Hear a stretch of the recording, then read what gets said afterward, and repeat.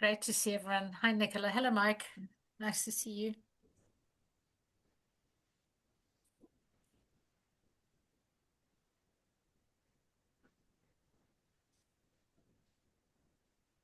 Jerry, why don't we go? It's 2 minutes past. Okay, well, welcome everybody. I hope you can hear me. I'm Jerry. I basically have been deputized by Tamsin to introduce this year's Impact Trust dialogues because we've chosen to talk about wax and gold, Saman Nawak in Amharic, and it basically is a old Ethiopian way of speaking, which is really captures um, subordinate groups of people who need to communicate truth to power, having to use all sorts of subtle ways to get their message across. And we really believe that this year's dialogues, we're going to try and explore both the kind of overt meaning of things and deeper understandings of them. And we thought nothing better than the resilience must knows as the first one to go with. So that's what we're doing. And hopefully we're going to have 17 of these this year, but this is the first one and it's late in the day, but we couldn't manage to do it in January and we're in March already. Imagine that. I'll shut up now. All I'm going to do is introduce Sibel. We're testing something that we've never done before, which is we are not having a facilitator this time. And so basically, this group of people that are speaking to you are facilitating their conversation and then the dialogue with you. And we're hopefully this makes it more natural and less of a kind of panel discussion, so to speak. So I'll shut up now, and with no further ado, I introduce Sibel. Sibel, over to you. Thank you, Jerry. We will see how good we can facilitate ourselves in the conversation. So I'll start by introducing myself. So my name is Sibel Queiroz. I am the Knowledge Director at the Global Resilience Partnership, and I'm also a senior researcher since long at the Stockholm Resilience Centre. And I have been one of the persons sort of like co-leading the process of sort of coming to the 9 resilience science must-knows. So I will just like give you a very short introduction of how that became sort of, and then also like which ones are the 9 and how do we thought about the audience and the process.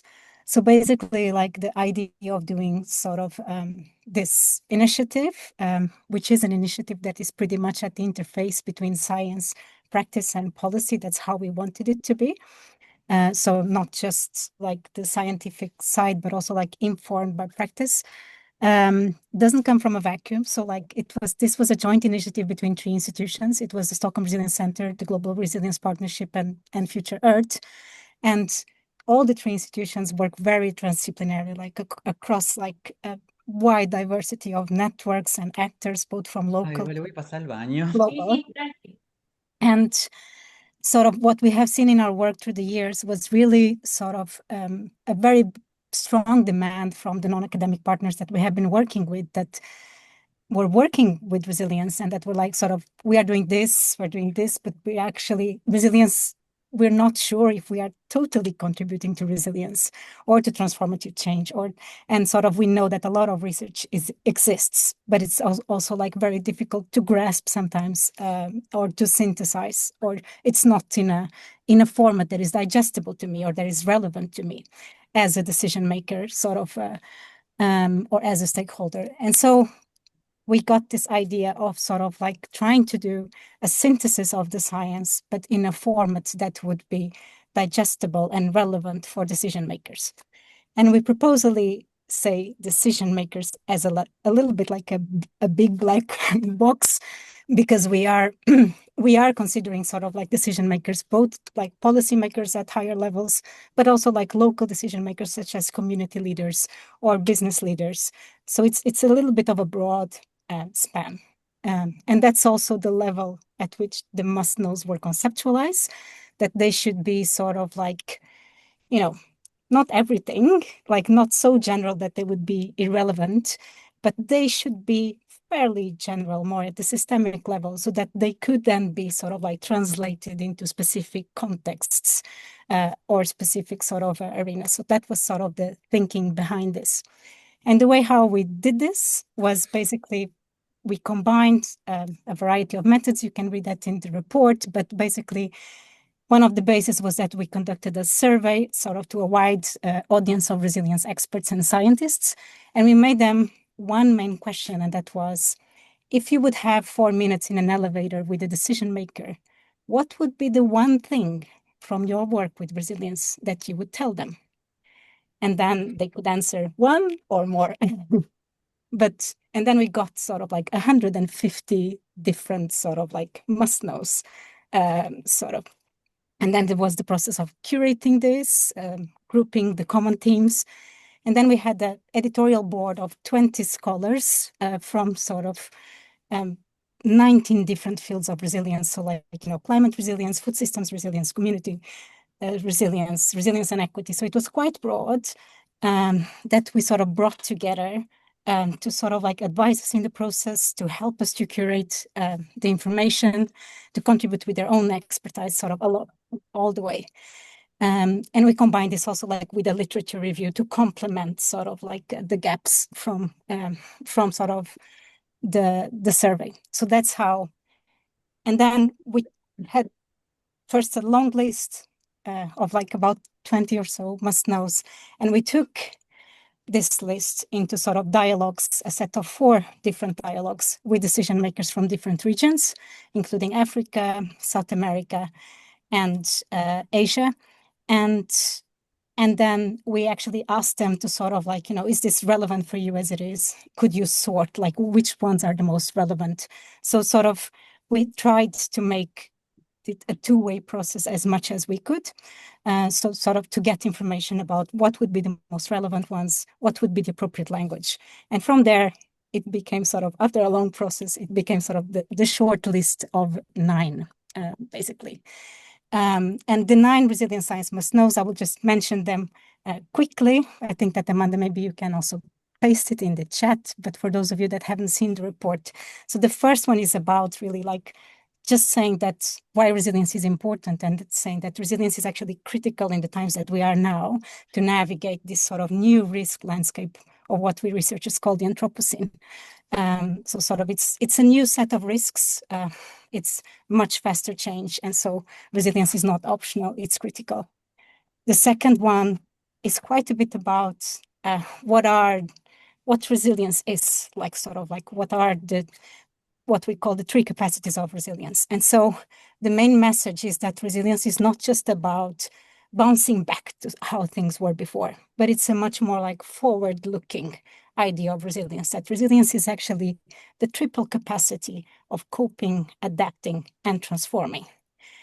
So the idea is that it's the balance between these 3 capacities that makes us resilient. Then number 3, it is about sort of that resilience pays off. So it's seeing resilience as a triple dividend. So resilience sort of helps basically to reduce the losses of sort of like disturbance and disruptive events, but it also creates sort of like opportunities for economic growth, but not just economic growth. Then number 3 is also about, social and natural benefits that sort of derive by investing in resilience. So sort of that investing in resilience today really sort of like pays off for tomorrow. Then number 4, it's basically coming with the idea that resilience is not a goal. So you cannot just say, now it's resilience, that's it. It's not an end goal. It's actually a continuous process. And it's a process where you basically, you innovate, you test, you monitor, you learn with your mistakes and also with your successes, and then you sort of like test again. So it's a continuous process of sort of like innovating and learning and adapting to it.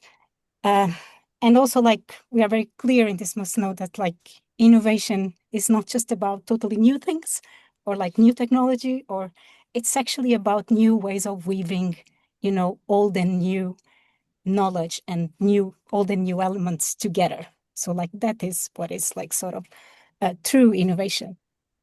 Number 5, and from here we start talking about what builds resilience. What are the building blocks of resilience? One of them, and probably the cornerstone of resilience, is diversity. When we talk about diversity, we're not just like talking about biodiversity, or we're talking about, yes, biodiversity, diversity in nature, but also like other ways of diversity, cognitive diversity, diversity of knowledge, diversity of actors, functional diversity. So like a wide range of sort of like diversity types that we also have in the report. Number 6, it's about that relationships between people and nature build resilience. So they are also one of the things that builds resilience. And it's not just about what is connected and how, but it's also about, very importantly, the quality of those relationships. So sort of like strong relationships, reciprocal relationships. So both between people and nature. Then number 7, it's acknowledging that wherever resilience intervention we do, there will always be unintended consequences. There will always be intrinsic trade-offs. And so we cannot ignore this. We need to acknowledge it, bring it to the table in a transparent way, and negotiate these trade-offs, because they will have different consequences to different society groups, for instance, or to different interests. And so we need this inclusive decision-making processes in order to be able to address this. Number 8 is about agency. So the capacity to make decisions and to act on them. And it's critical for resilience. It's critical to sort of foster the 3 capacities of resilience, critical to act in order to cope, adapt, and transform. When agency is very concentrated just in a particular group of people, of course, that can bring a sort of unequal outcomes to different groups. And it assumes that agency, it's often endogenous, so it already exists, but it does not mean, it's not an excuse for inaction. It does not mean that it does not need to be supported. And once again, sort of like inclusive processes are critical for sort of like ensuring sort of plurality in different agency forms. And finally, number 9, it's really about the importance of addressing power imbalances to foster what we call equitable resilience.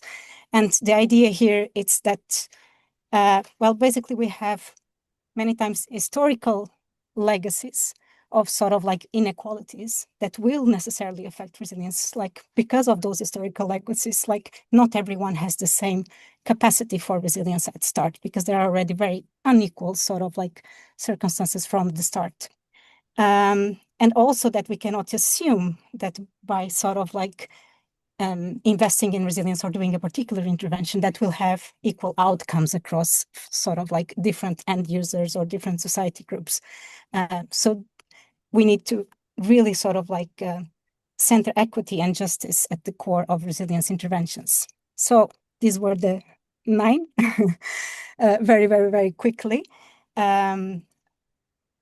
are now in the process of sort of, after the 9 resilience must-knows, in trying to bring them out into the world. I think that what we feel in the core team is that if this was a successful initiative or not, we are happy with the result, but if this was a successful initiative or not, I think that it's this next step that we're trying to do now, it's what will define that. So like, are they actually useful to be sort of like adapted into different contexts? This is the type of work that we are starting to do now with what we call the Resilience Road to Action, where we are engaging with different actors. So we are engaging both like with philanthropies, we are engaging with the private sector.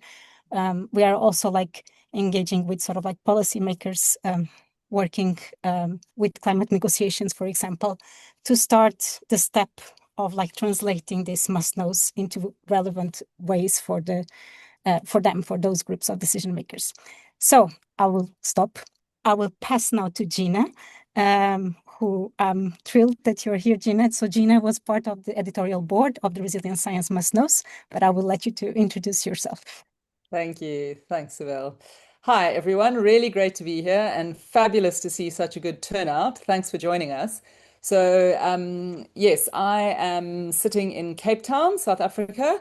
I am a professor of geography and I am the director of the ACDI, which is the African Climate and Development Initiative, a research institute at the University of Cape Town.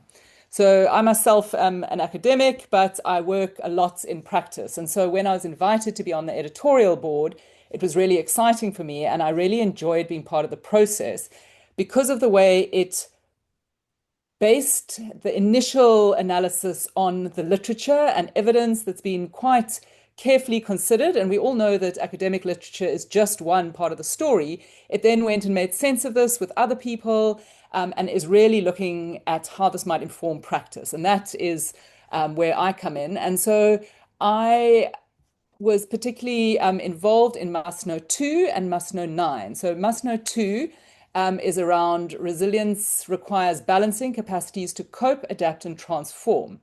I work in the field of climate change adaptation. And so we're often reflecting on the need to cope with climate impacts, as well as adapt to them so that those impacts don't have a negative effect going into the future, but then also transform the system is really important. And so I like the way that the kind of sentence below describes it, which is resilience is not just about bouncing back. It is about building the capacity to cope with shocks, adapt to change, and transform systems away from undesirable trajectories while finding the right balance between these capacities. And in the climate change field, we talk quite a lot about generic and specific adaptive capacity. Sometimes you need generic capacity that helps you deal with multiple shocks and stresses. Other times you need specific capacity to deal with a certain, let's say, the impact of drought. You might need certain technical skills or certain relational skills. And so one of the things that really came up is being clear about terms in this field. And we all know resilience means different things to different people. So I'm hoping in the discussion we can come back to that. And then Must Know number 9, I was involved in addressing power imbalances to foster equitable resilience, where it says building resilience requires directly addressing social inequities, power imbalances, and historical injustices. Otherwise, resilience interventions risk reinforcing the very systems that cause vulnerability. So I wanted to use my last 2 minutes just to reflect a little bit on some of my work in Cape Town. So I've worked quite a lot on droughts and flooding in the city of Cape Town. And what we know is that bouncing back is insufficient. When we had the drought across our city, it wasn't good enough just to come back to where we'd been before. And so it was really exciting to see different interventions working across scales from neighborhood to the city to build better capacity to cope with future droughts. But what is challenging is this, I think, number 9, addressing power imbalances. And I'm part of a very interesting project at the moment called Tuwe Pamoja, which means let's be together, where we are working in informal settlements across 4 African cities. And we're working with Shack Dwellers International that works globally, and they have a network of people living in informal settlements. And we're trying to look at how to use nature-based solutions to reduce flood risk in these cities, because as many of you will know, informal settlements are places that are often flooded. They're on marginal lands. People have limited capacity to cope. However, the project is so inspiring, and we're working with SDI, and it's really bottom up to surface the priorities of people living in the settlement. And then we're using a process to then engage city actors to say, given what's going on in your city, given the climate change priorities, how can we come together? Because you as officials need to meet your deliverables on reducing climate risk, but here are the priorities from a local level. And so this is where I start to talk about what it means to address power imbalances. And they also, I love reflecting across all the 9 must-knows, because I look at them and think, oh, yes, but that's central to this project that we're doing. That's central. And so I think that's useful to look at. But my first provocation to you is when we put these must-knows into practice, what are the 2 or 3 that you feel would really push your work boldly to the edge? I think those of us working in the space know that the status quo is not sufficient. We can't carry on with the systems we have. So how would you draw on 2 or 3 of them to really question what you're doing, maybe think a little bit differently about how you might do something and say, well, what would that actually achieve in terms of strengthening resilience? So that's my applied researcher hat. And then my other hat is the number 9, addressing power imbalances. And the provocation there is that sustaining power imbalances and keeping things the way they are protects those in power. So how are we going to shift them? Because that requires concerted effort, pushing back against the status quo. It requires taking risks. It requires losing, letting go. But that is what we need to do to make progress. So I'd really like to end on that provocation when we come back to the discussion. Thanks. And I'm now going to pass over to my colleague sitting in India, Manu. Over to you. Thanks. Thank you, Gina. Good evening, good afternoon, everyone. Pleasure to be here. I live in New Delhi, and I am heading a nonprofit humanitarian organization in India. For the past 3 decades, we've been working on very fragile contexts, mostly in the disaster space, working on building resilience of communities. And while saying so, I do realize that resilience is a very complex concept for most communities until it is unbundled for them and sort of implemented in more simplified terms. But let me speak a little bit about the context first, and then I'll come to how we have looked at resilience and enhancing that resilience. One is, of course, that we are in a system where there is a humanitarian response system in place for many years, for many decades, and that system is primarily based on a certain seasonal pattern of disasters. What we have noticed in the last 2 decades, particularly, is that system is now being challenged because the whole weather pattern has actually undergone a big change. So what it practically means is that communities in parts of our country where there would be floods once in a year are now experiencing 3 floods in a year. Or while the eastern coast has always experienced storms and cyclones of varying magnitudes, it's now on the western coast of India, the Arabian Sea, that is experiencing a summer cyclones. And so the entire the traditional or the conventional way of responding to these kind of shocks and stresses has been challenged. And obviously, there is an impact at people's level, at community level. What we have noticed is that the kind of losses communities are experiencing are unimaginable when I compare them to what was the case 3 decades ago. Most of them are irrecoverable losses, but also that public assistance that reaches to affected communities only meets about 30% of actual experienced losses. And we are in a context where the penetration of, let's say, insurance is less than 5% in the population. So there is a big gap that is continuously increasing. There are problems of the lack of agency, which is what we spoke about a little while ago, and also the problem of exclusion of many communities that are on marginal lands. And because they are on marginal lands, they do not have titles and so on and so forth. They are also excluded in any of these systems that address not just their immediate needs but long-term survival, etc. So For us, the learning around resilience has been more from the ground, from, what is it that communities look for when we say that they want to become resilient. What is it? How do we meet that aspiration of communities?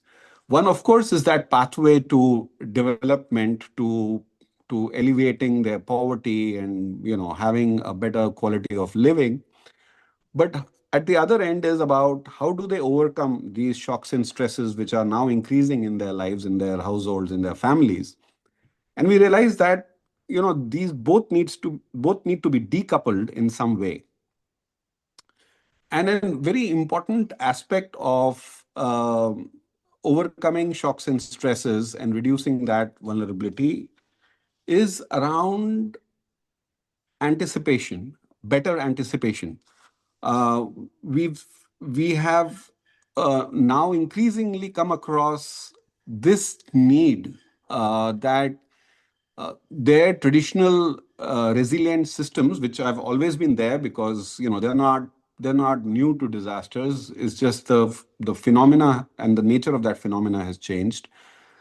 They're To be able to enhance that traditional resilient systems, they need to have better capacity to anticipate these shocks and stresses. And when I say anticipate, it kind of contains a whole lot of things beyond just information on what is coming their way, but also about what thresholds. Just to give you an example, it's not just good enough to know how many millimeters of rainfall is going to happen in the next 24 hours. It's equally important to know what's going to happen to me. Am I going to drown? Or am I just required to, move my things to the upper level, upper elevation, or to the attic of my house, and I don't need to move, or I do need to evacuate, lock, stock, and barrel. So that we need to go beyond these information. We need to get to these thresholds, and that has become a very important part of this whole learning. Then there is the need for looking at contingency resources. Most of the financial systems that exist in the development side of things do not look at contingencies, because obviously that's a high risk investment for any bank or for any other institution. And therefore, how do we create, how do we make available financial resources to be able to address contingent needs of communities? And there's very little work around that. And I can go on, but the other important part is, to be able to have a plan B, and a plan B that is rooted in their existing capacities and not something that, they would need additional resources to be able to execute. And so, to be able to have that downscaled option of that plan B becomes very important, and to be able to place that before that first big shock happens.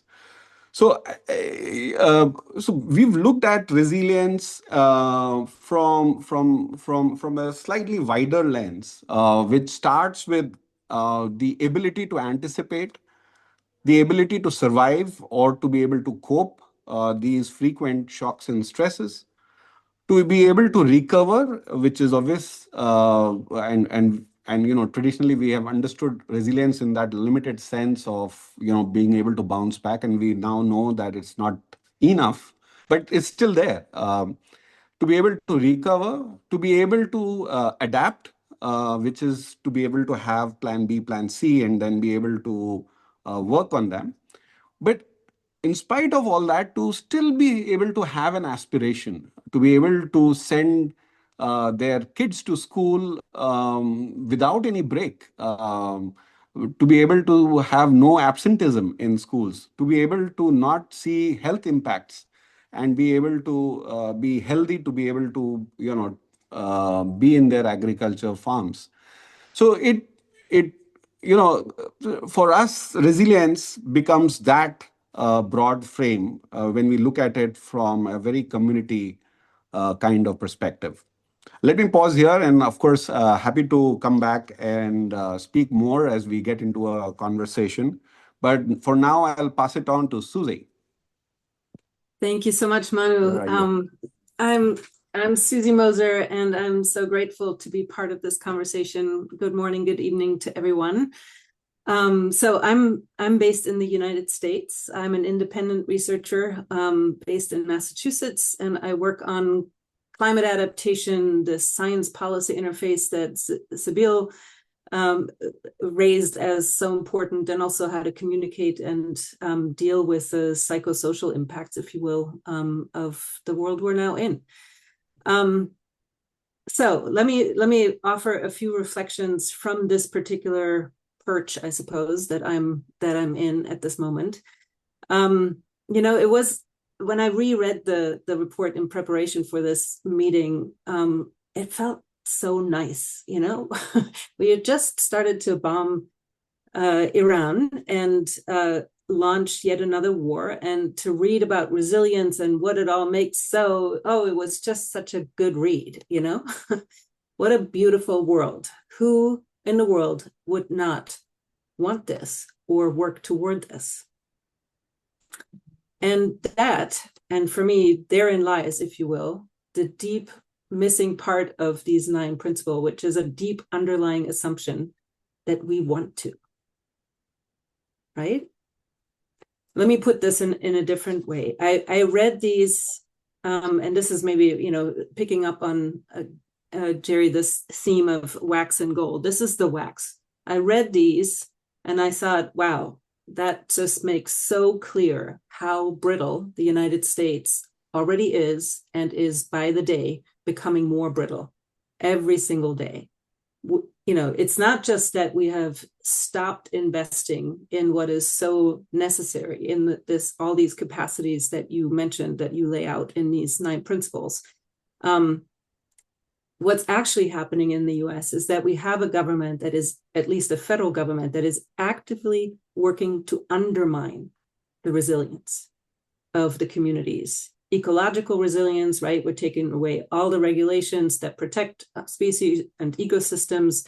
We're destroying them. We're opening them up for more oil exploration and gas exploration. Socially, by pitching ourselves against each other, by disrupting communities, by going after immigrants that are absolutely essential to the fabric of the United States. Governing wise, by simply eliminating governing agencies, undermining their budgets, eliminating their authorities. Economically, fiscally, if you're, by the end of this decade, we will have a $4.5 trillion deficit in the United States. So even if you imagine ever Trump and his cronies to go away, what is left of the United States will have to come back from that deficit. That is actually 3 times bigger than our GDP. Okay, so just try building resilience from there. So what that for me begs, the question that begs is, is there a bottom? Is there a bottom underlying all these 9 principles? Like, is there something that after you destroy a society, after you collapse a society, is there something at the bottom that brings resilience back? Right? That's, for me, that's a really interesting question to think about. What in the world will help us come back from the brink that we're putting ourselves very actively on at the moment? And so to me, that raises the questions of the gold. What are these deepest sources of resilience? To me, and I would love to have this as a conversation, to me it is that we actually have a will to live, to restore the conditions of life, that we have an ability to look out for the common good. Now that's a pretty high maturity level, to be interested not in your self-interest, but to be interested in the common good. That we have a psychology that's oriented beyond self-interest, a psychology that makes you work for something bigger than your own private needs, interests, whatever it is, profits. it also begs, or at the seed of at the bottom of resilience, the seed, I think, is also the stories we tell ourselves that guide us, that fortify us for basically living through the wake of destruction and suffering that we're currently creating. If you think about, certain cases here in the US, you've maybe recently seen some of those seeds in what happened in Minneapolis, not in the murders, but in what happened, what the people in those neighborhoods did to protect their neighbors, what they did to stand up for, their immigrant, store owners or restaurant owners or whatnot, right? What they did, the human wall that they put up in Portland, as an example, for people going into their places of work to be protected. In other words, and you can go to any other examples. What brought Germany after World War II back? What is helping people sort of try to want to come back and build up something in Gaza? Or, think of Hiroshima, Nagasaki. Anyway, you can fill in any blanks of a collapse sort of situation. And what is it that brings us back from that? So I guess what I want to sort of suggest is that there is, there are things we could niggle with these 9. They feel all pretty fine. But to me, what is missing is an articulation. And, I will say it's simply a bias in the literature and probably in the people that you've talked to. It is missing a perspective on the deep psychology underlying and making us want to use our powers, our agency toward the end of resilience. And so I would really wish that there was an articulation of that, something like resilience requires the psychological maturity to prioritize life and its necessities, the common good, the well-being of all, including more than human beings, and to withstand the psychosocial demands of crises, traumas, and transformation. That to me is not really articulated, it's sort of hinted at, but not really said. So I would like to just lift it up and saying that maybe without that, we'll never do any of the other 9. I'll stop there and point it back to, I don't know, Spiel, or maybe there's comments that people are seeing. I haven't followed the chat while I was speaking. So back to you all. Thank you, Susie. I don't want to interrupt. Sibel, did you want to? Yeah, I can just say, I thought it was really interesting what you were saying, Susie, also because, to be honest, there was a must know about psychology that was in a previous list that didn't make it to the final round. And I agree with you. I had very hard to drop it myself. And I agree with you. I think that sort of there's a bunch of psychological dimensions that are so extremely important. So both in the sense of what you're talking about, like just the will to rebuild again, or the will to protect, or the will to, sort of, or to evolve also. But if we think more like forward looking, right, into something better, but also in terms of how actually prepared you are for options that are more resilient. Like, for instance, there were also I know that in that must know, there was, for instance, some examples, for instance, from the Californian fires, where in many parts of LA, for instance, people were wanting to rebuild exactly as it was before, despite that they knew that didn't work and that was not resilience at all. But it's just some kind of psychological attachment to well, first, I guess, a sense of place of how it was, but then also this idea that we will do it again, right? So this idea of sort of winning over the catastrophe, sort of that's something very personal, very psychological. Maybe it's not rational at all, So psychology can play in both ways. It can play against resilience and it can play pro-resilience. And it is a very important aspect. So I'm totally with you. I also want to acknowledge that, there were things that in the end were dropped off,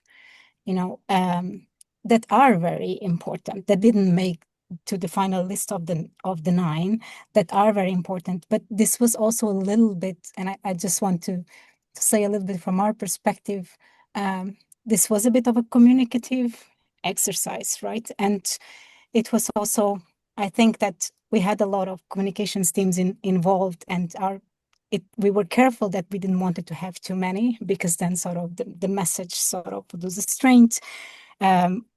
Also, even like the title, right? This idea of like resilient science must knows. It can sound actually terrible, like very prescriptive.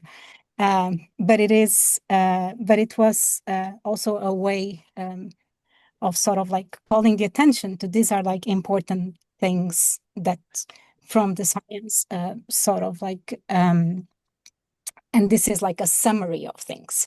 Yeah, I hear you, but I'm sorry to interrupt you, but it just No, feels to me if we're missing the most important underlying driver behind any of them, then I feel like we're not actually honest about what must be known, what must be said, right? And it's a taboo in this society forever to not speak about the level of maturity of our leaders. I mean, we have a psychopath right now in charge in the United States, and a whole bunch of incompetent and unbelievably immature people running this country and running the world into the ground.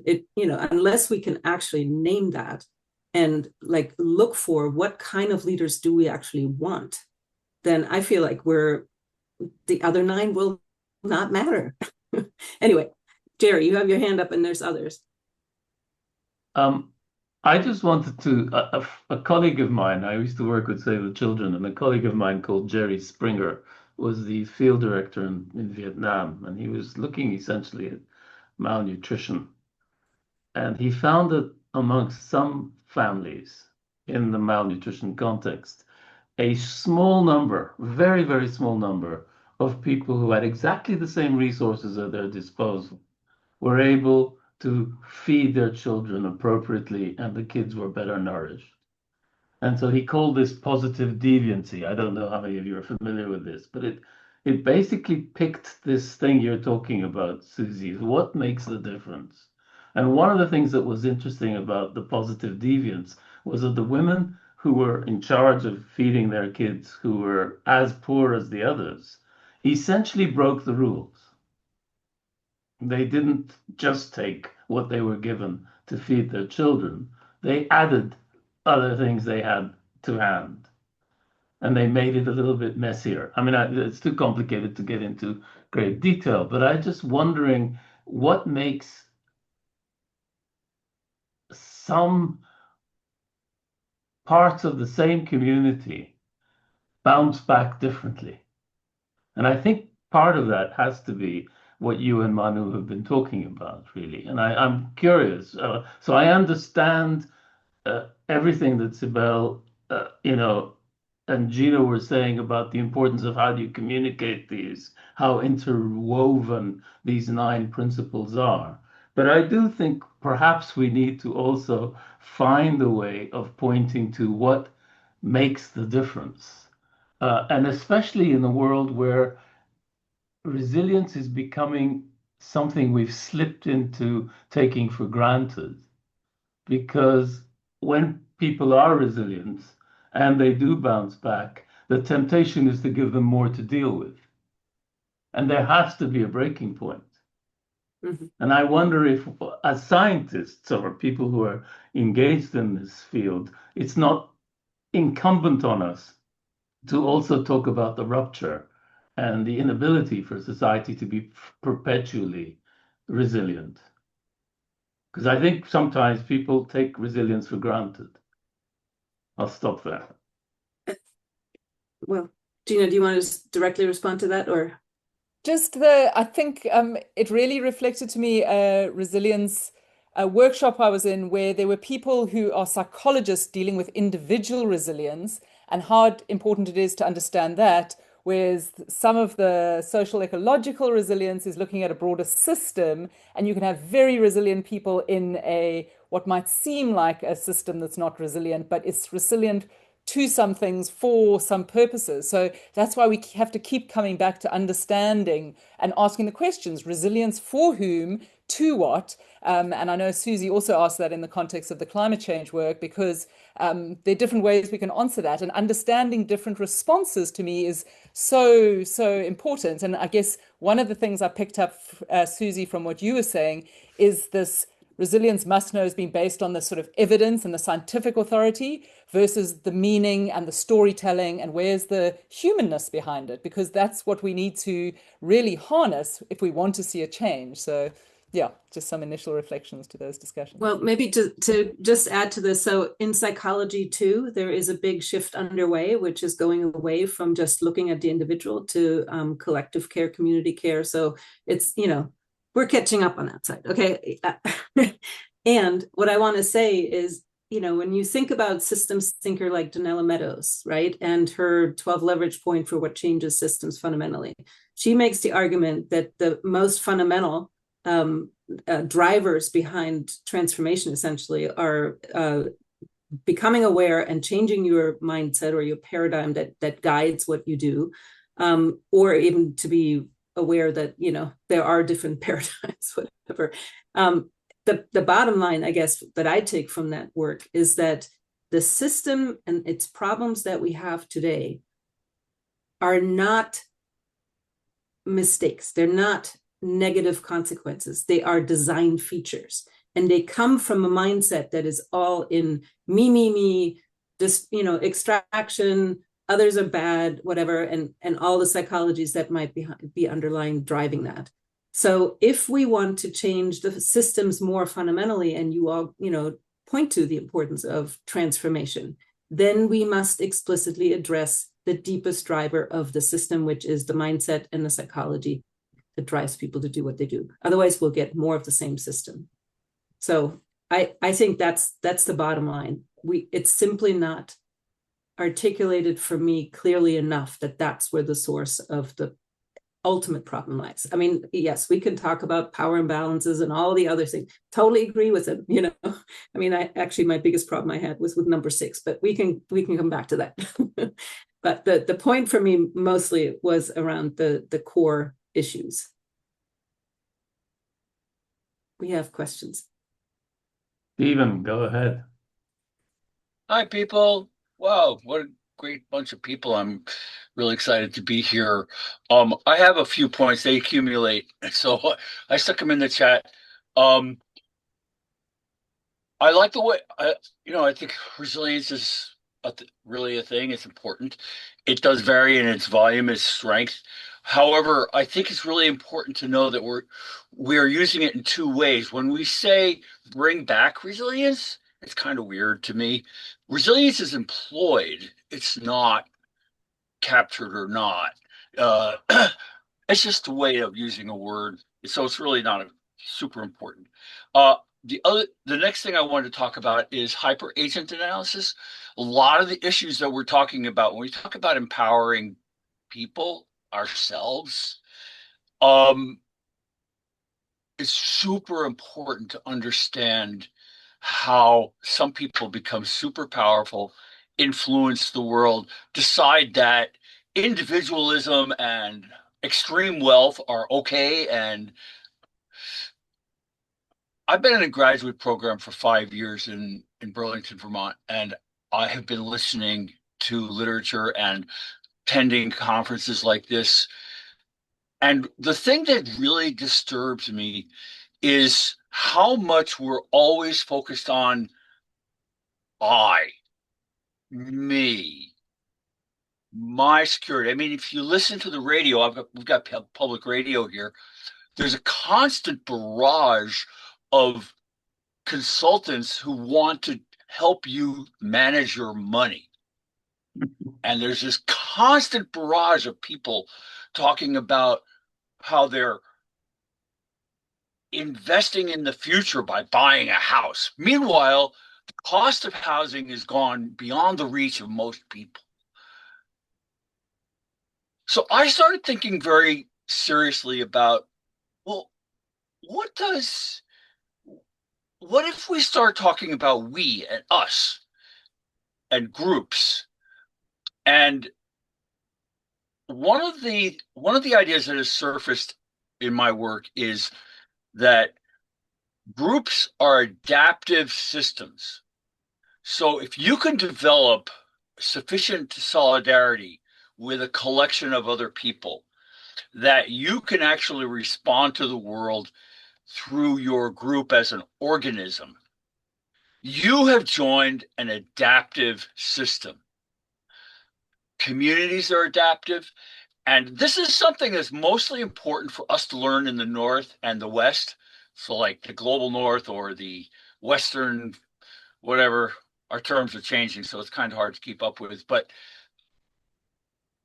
this is important for us to learn because this is where the power emanates from, where all the action emanates from. And we're kind of in this tent where individualism is so super, super important. But if you go almost anywhere else in the world, I have a friend who tells me about her journey to Peru.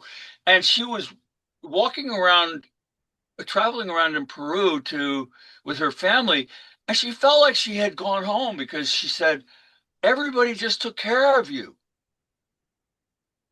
We understand, all of us understand sharing, and we understand taking care of each other if we can create the conditions around ourselves. And that's where the identification with groupness is super, super important. So that's why I personally think that one of the most powerful things that we can do individually is to not do things individually, is to move toward creating affinity groups, creating economic family affinity groups. That's a big challenge because we're all locked into this individualist monetary thing. But that's the challenge because once we get there, we're going to have very, very powerful units for pushing back against the hyper agents and the drive toward private wealth. The drive toward private wealth is the cause of the crisis that we're in, and we need to put a stop to it. That's my thought. Mike. Yeah, amen. And I mean, and it's for sure that community is not dead. That is for absolute sure. There are people doing stuff for other people all over the place just because they love themselves and they love their neighbors and their community. And for sure that's happening. One quick reflection on linking what Jerry said to what Susie said. I'd be willing to bet that those mothers who broke the rules in Vietnam were people who did have a positive vision for how the future was going to be for them and their families. One thing I wanted to say is that I suspect the term resilience and the use of transformation when it's about pointing fingers at people who are already on the receiving end of a whole heap of crap, and telling them they're the problem and they need to change. So I like the must know about agency, and I think there's something about recognizing that sometimes what you need to do is lift the constraints under which people are living their grinding lives.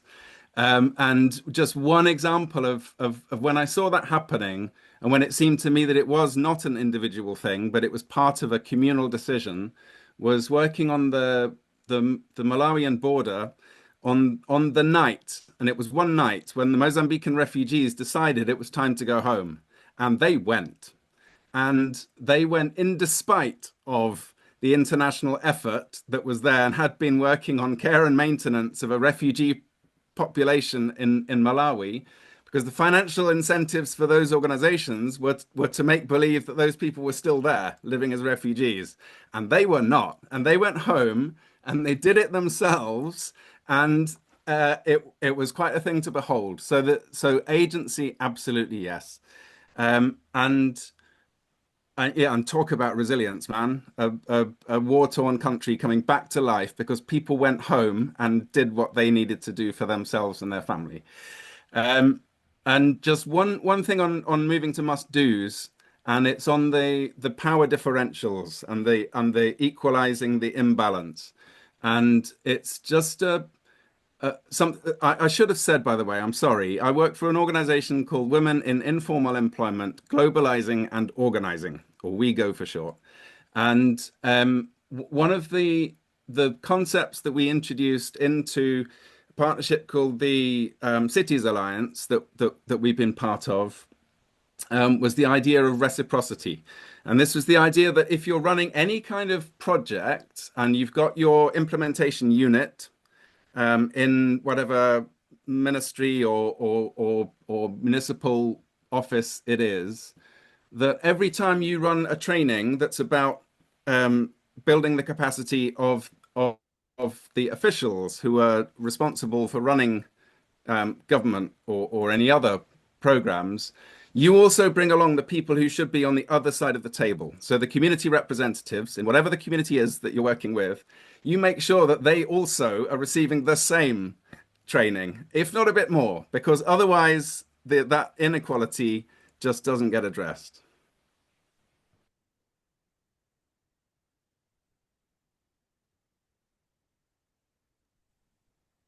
Just to reflect on that, Mike, I love how you picked that up, because for me, it's like, how do we practice this ourselves, right? It's not just about them out there. It's like, actually, if I'm going to be part of this, how do I train myself in something that I don't know sufficient about? And yeah, we're all in this together. And that's why this whole conversation about, me, we is so important, because we are all connected to not just each other, but the life systems that support us. And it's quite startling how often we forget that, and at our own detriment, right? Can I say- Sorry. No, go ahead. I was just wanted to ask Maxine if you wanted to raise a question, because I thought Manu had some insight into the two questions you asked. Can I just then say something that was related to the previous conversation very quickly? So I first, I totally agree. I think that we often pose ourselves as outside of the system, and there is a very big need to understand what is my agency in the system that where I am operating at. I think that's really the starting point whenever we want to promote change. What is my role? Where is my agency? Also my positionality, of course. But just also reflecting on Steve's comment that so I totally agree with the sort of current extreme focus on individualism. I think it's all over the world. It's sort of also spread through social media and feeded by that. At the same time, it's having collective processes does not mean that there's no power appropriation. So I think actually that power appropriation is the key thing there, and concentration of power. And having collective processes does not mean that those processes are truly pluralistic.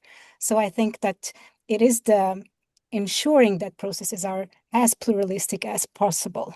Sort of that's kind of more of the key thing, more than if it is individual or collective. And then also just reflecting a bit on your very insightful reflection, Susie, about psychology. This is something that is actually in my personal hobby. I really like to to sort of read and think about these things. But it's also I do think that it is a research frontier. And that was also, just to clarify, that was also sort of one of the reasons that it was not fully included, is that compared with other things, the body of literature also sort of exploring more that connection between the individual and the collective. So sort of what happens inside in the psychology and the reflection of that at the sort of society level or the systems level or the collective level. It was not as developed, at least in the body of literature, sort of that we tried to cover in the responses from the survey. And so it was not as developed, and this was a bit of a synthesis sort of exercise. But I do think that sort of that is really emerging now, a lot of this interaction between sort of the inner and the outer. And I think personally it's one of the most exciting sort of fields of resilience research. So yeah, thanks. Go ahead now. Sorry, Tasmin. Can I respond back to it? I know I'm going to shut up after that, Tamsin, so you can take it for wherever you want to take it.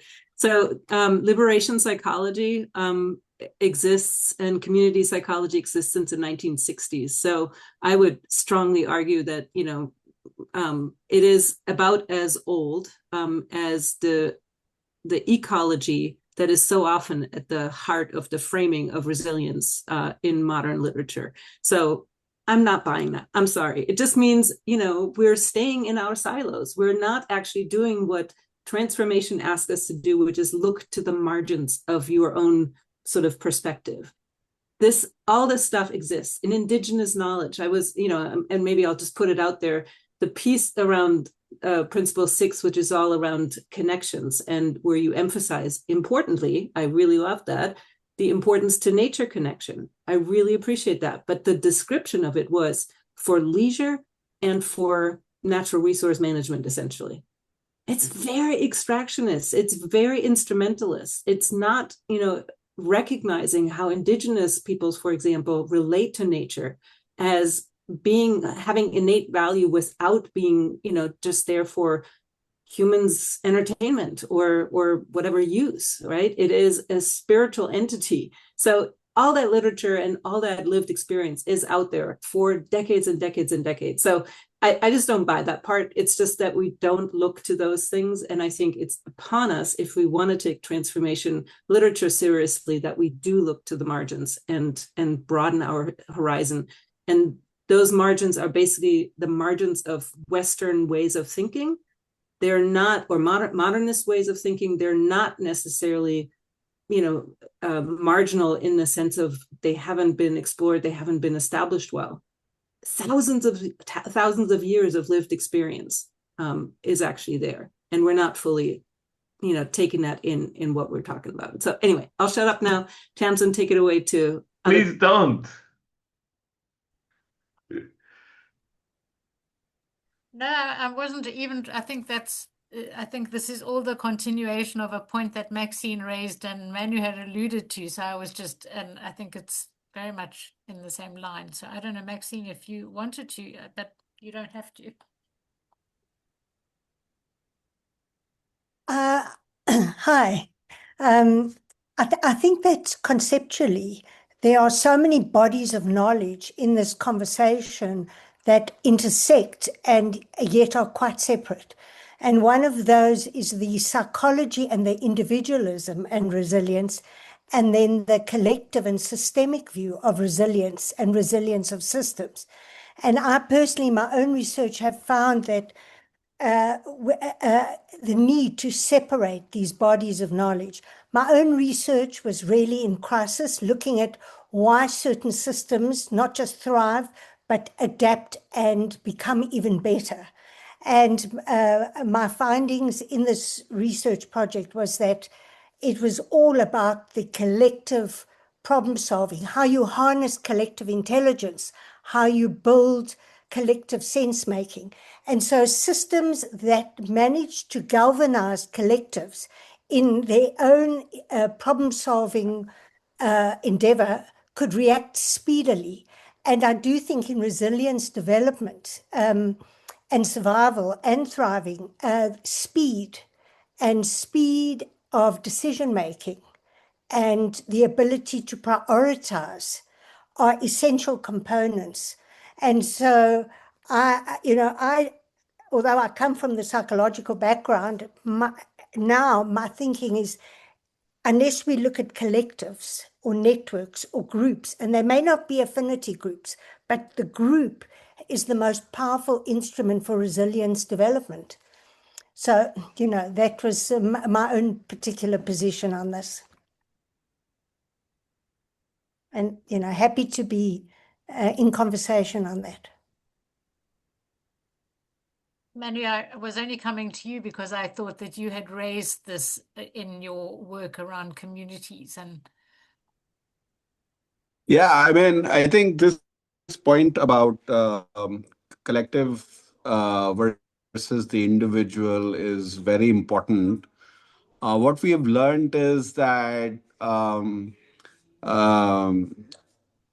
the concept of resilience is very unsustainable. In fact, it's not even viable when it when it is at individual level, when we relate it to an individual in that bigger society. It actually comes into play when there is a small group or a collective of people. It could be the household and that household's neighbor, and that relationship is where the whole thing can start. Or it could be different kind of affinities that we may look at, a group of farmers, group of fisher folk, or other sorts of communities. But it is very true, and I'm not a researcher, but it's based on what experiences that we have seen. Resilience only sort of surfaces when there is that collective. Uh, there's also this question around anti-fragility, and I think I should just share my thoughts again. And I think that also, that concept of anti-fragility kind of runs counter to this concept of resilience, again, in the context that I'm aware of or have some experience. In fact, this whole concept of community resilience actually assumes a certain level of fragility to be able to coexist, to be able to make an impact or bring about that transformation that we spoke about earlier. Without that fragility, the system becomes very untenuous. It again becomes very brittle, as a word was used earlier. Yeah.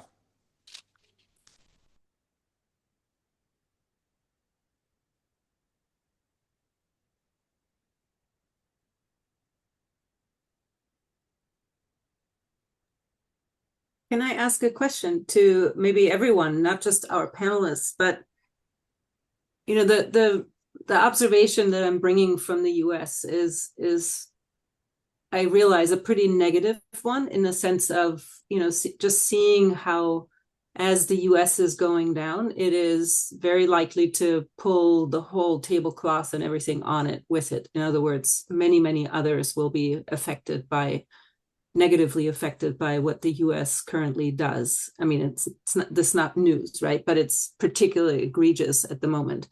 So maybe from all the different perspectives represented on this call, like, what can you do? And maybe this is picking up really on Gina's provocation, which I loved. What can we all do in our respective contexts to really emphasize the resilience of our communities, as there are powers in the world that are actually out to undermine it? Like, literally, what can we all do to make ourselves buffer against, maybe anti-fragile? I don't know, that word is still a little hard in my mouth, but like, what can we do to be not so vulnerable to that particular kind of negative influence, and instead build systems and communities that can withstand that? And that's really open to everyone. Maybe people can, both speak and put it in the chat.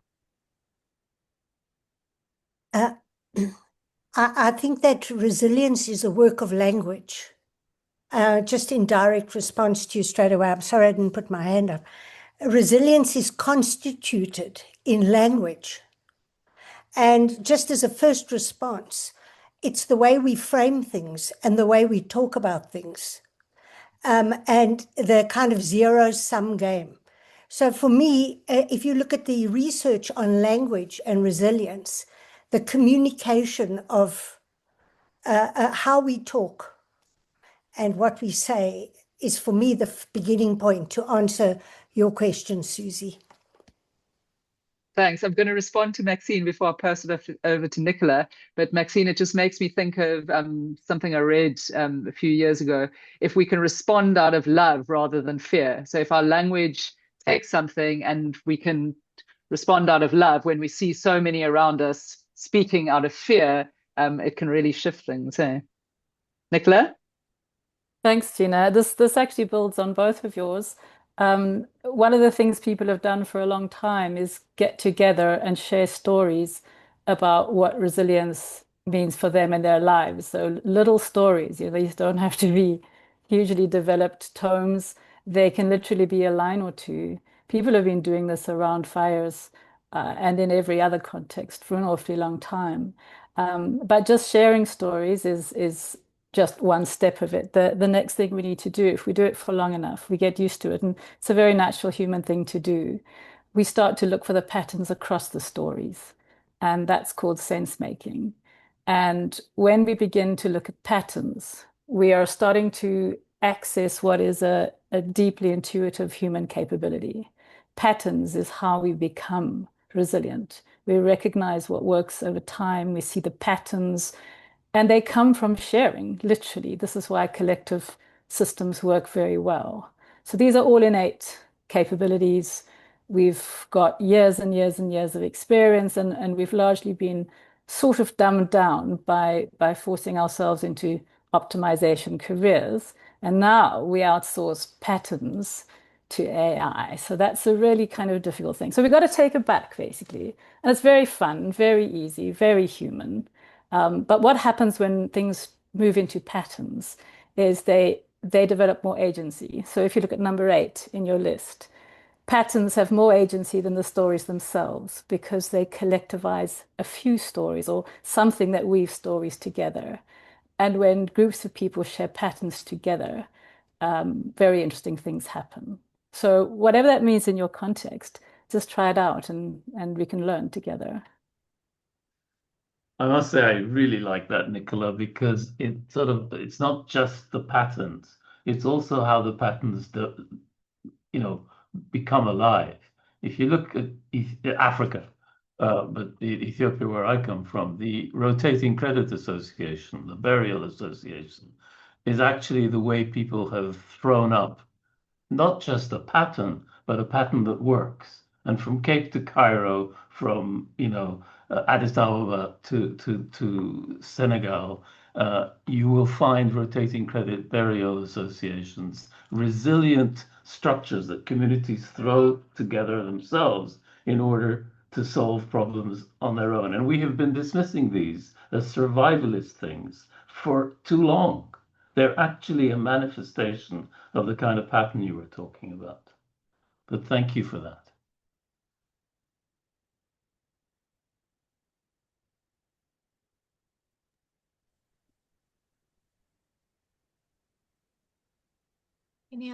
Any other comments or questions? We have just 15 minutes left.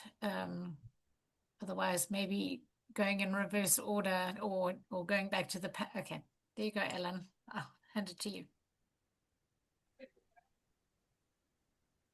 Now the video has started.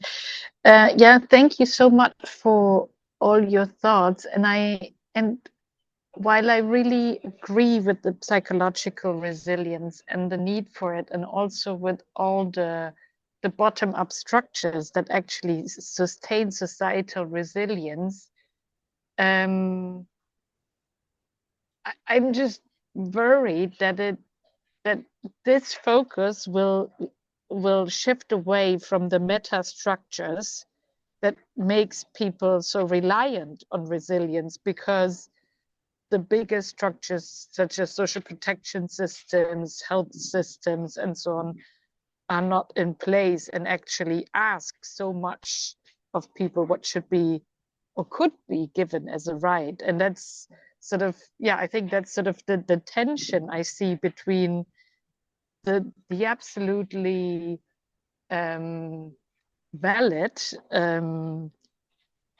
acknowledgement of people's resources and psychological capabilities, but also sort of, what are the structures we can and need to change in order for people to be able to relax more, maybe, and having less need of being so resilient.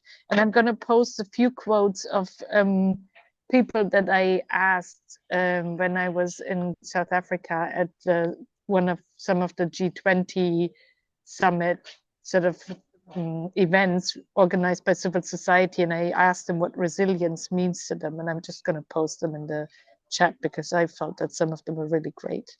Thank you for organizing. Maybe I'll just respond to that because I'm really glad you said what you said. I couldn't agree more with you. I actually wasn't speaking very much about the psychological resilience. I was talking about a psychology that orients ourselves toward life, toward well-being of the common good, which is not the same thing. And what I'm, the distinction for me is, oh, we're trashing these people, but, hopefully they have some psychological resilience and we don't have to worry about them. That's actually a discourse that is quite common here in the US. Many people who are most disadvantaged hate the word resilience because it always comes with that implication, oh, we don't need to do anything for those people. That's actually exactly the sort of the misuse of psychological resilience, or hoping that they will simply take care of themselves and we don't have to bother. What I mean is a mindset, a set of values and orientation that makes you build different structures that produce exactly the kind of safety, also Manu, that you pointed out, the kind of good life, if you will, that allows you not just to run from one disaster to the next, but to send your kids to school and be sure that they come home safely and that they're fed and, all those, and that they have economic opportunities. So that orientation comes with psychological maturity. And, typically you would find it among elders, among initiated adults, among people who are, who somehow have moved beyond the self-interested and rightfully so as a teenager, of adolescence, right? To be very self-interested. But at some point, we got to become interested in the survival of the whole, something bigger than ourselves. And I think from that place, we can build very different structures. I think despite whatever age one has, there's probably a vast majority, at least of Americans and probably in the Western world, who have not moved past that psychological adolescence. So anyway, that was the only distinction I wanted to make. One particular individual springs to mind. Indeed.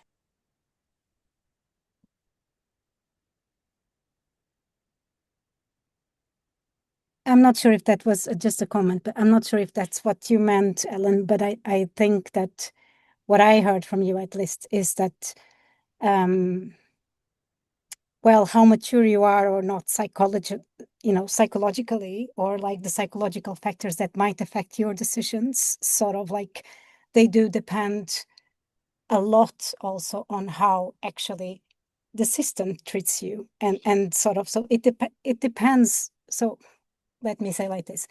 I do agree with you that psychology is super important, but I also think that there are many things, and including some of the things in the 9 must-knows, that actually affect, the psychological maturity and the way how people react to certain things. So for instance, like if you have a system that is very unequal, you will have all kinds of shadow individual reactions that will make the system probably even worse.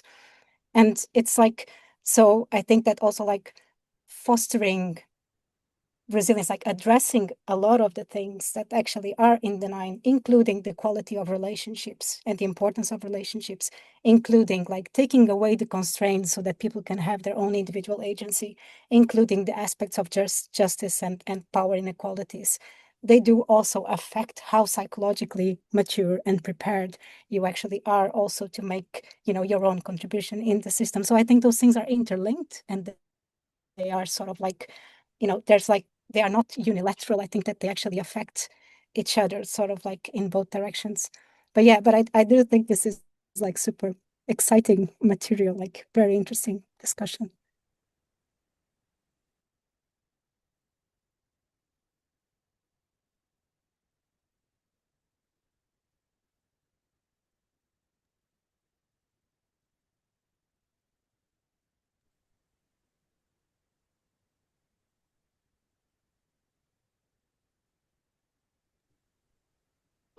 Jerry, anybody, any closing thoughts?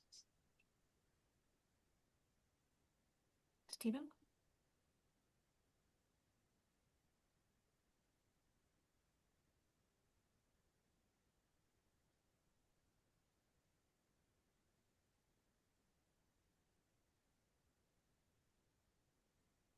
Stephen, are you talking? I just thought in a moment of silence we might ask, so what's the question here today? What are we trying to do? What's our mission? And maybe that will organize our thoughts a little bit.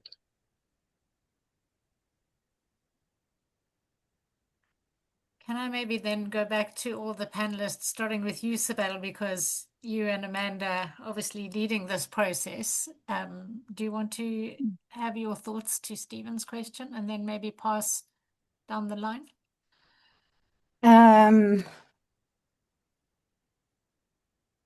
Well, it's a broad question. I mean, what we're trying to achieve today. Yeah, I think I mean, to be honest, it's like, the resilience science must knows are what they are. I think that they were a really nice process that we tried to sort of make as broad as possible. They for sure have flaws. They for sure do not mean sort of like the ultimate truth about resilience. I think that there are 9 important things about resilience. It doesn't mean that there are not other things. I think also part of the meaning with this is really also to sparkle discussions like this. What are we missing? I am extremely curious, and I think that it came up a bit in the discussion, but maybe not as much as I wanted, to hear from people in the group also, first, what was your feeling like?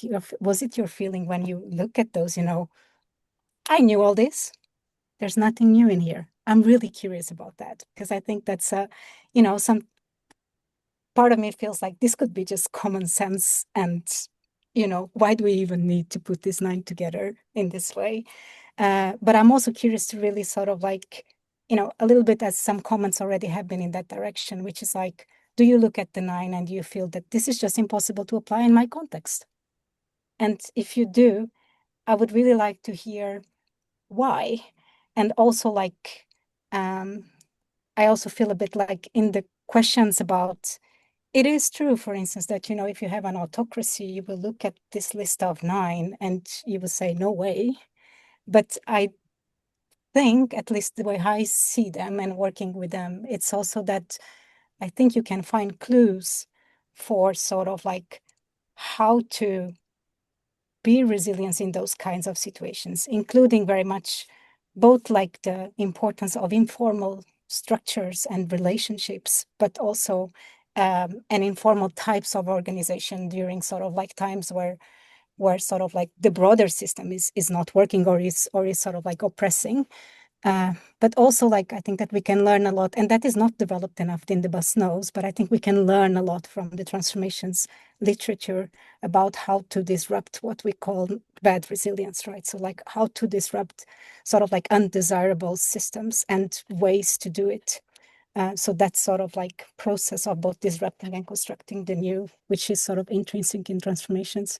So yeah, but I'm curious about this, if it was, I don't know if anyone has any thoughts about it, if it was I knew all this, or if it was something new, and also what were sort of if you felt that this is just not possible to apply in my context, or.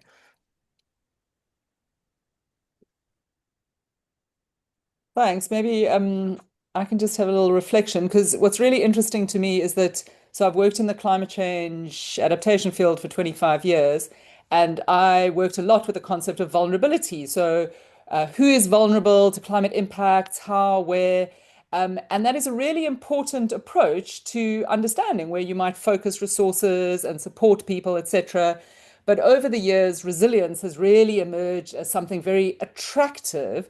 And I think there's something in the word. It is a positive word. Vulnerability is more from a deficit mindset, what you don't have. Resilience is what you have. So it's quite intuitive. We all understand, I understand what resilience means, what it means for me, or what it might mean for the system, but people interpret it in such different ways. And so I really value the resilience must knows as a process that looked at the literature to say, well, what is there and what isn't there? But I think Susie picked up this point that if it's not in the published literature, then it doesn't get surfaced to the same extent as some other points. And so I think that is a gap that needs to be worked with, because there is so much just resilience that is resilience we need to learn from that is not captured in literature, but is in those stories, is in the experience, is in our lived reality of that felt sense of, wow, I really felt that this was a opportunity for me to experience or see or notice resilience. So I think it's great to be critical. And I think we all need to sort of take this back to where we're using this term and just interrogate it a bit more and kind of reflect on what it can and can't do. Thanks. Manu? Yeah, I just again in reflection, I was while listening to such interesting thoughts here. I was reminded of this now, of course, a scientific fact but picked up in philosophy is about the lotus flower always blooms in a muddy pond. And the point that I want to make is that resilience takes it as a given that there will be a power imbalance, there will be no agency, there will be a very, very fragile governance structure, and that is where it really sort of emerges as the path to help people salvage their lives. This is what I have come to believe, and I know it's not a very optimistic view, but I've also seen that when we recognize these existing challenges of lack of agency, of inequality, of power imbalance, and then kind of start working on how do I then look at enhancing resilience of communities. I've, I've come to witness firsthand as communities have actually derived power from these inadequacies, and have actually been able to then challenge or shift that narrative at systems level. I'm reminded of how internal migration has become, and Nicola spoke about patterns. This pattern of migration not as a coping, but actually as an active choice eventually, and a very resilient choice, is actually now challenging itself to be recognized as a valid way of societal resilience. So I think this is how I would want to look at it. On where do I place this whole concept of resilience, and that is what my provocation to the group would be as well. That we can't look at a perfect world to start our work on.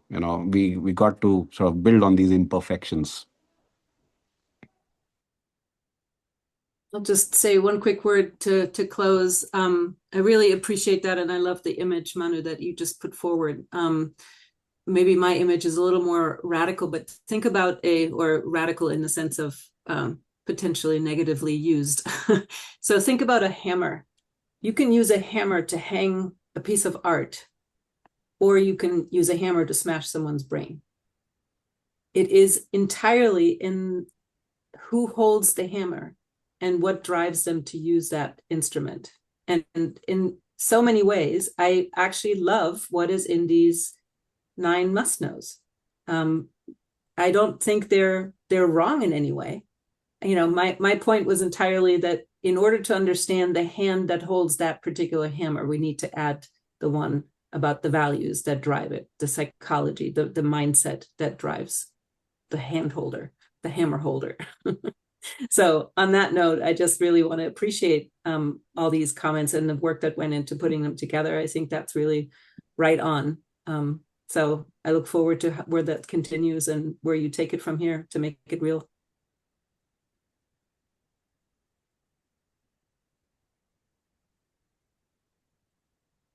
Jerry, any last words? Not at all. Thank you. No wax or gold? Just to invite you all to come to the next meeting, because we're just beginning this journey.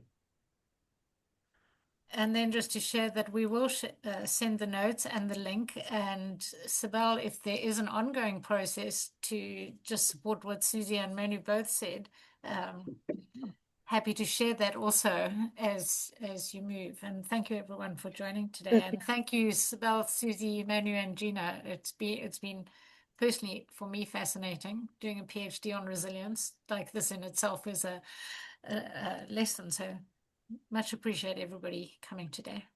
Thank you so you, much, everyone. Tamsin and Jerry, for your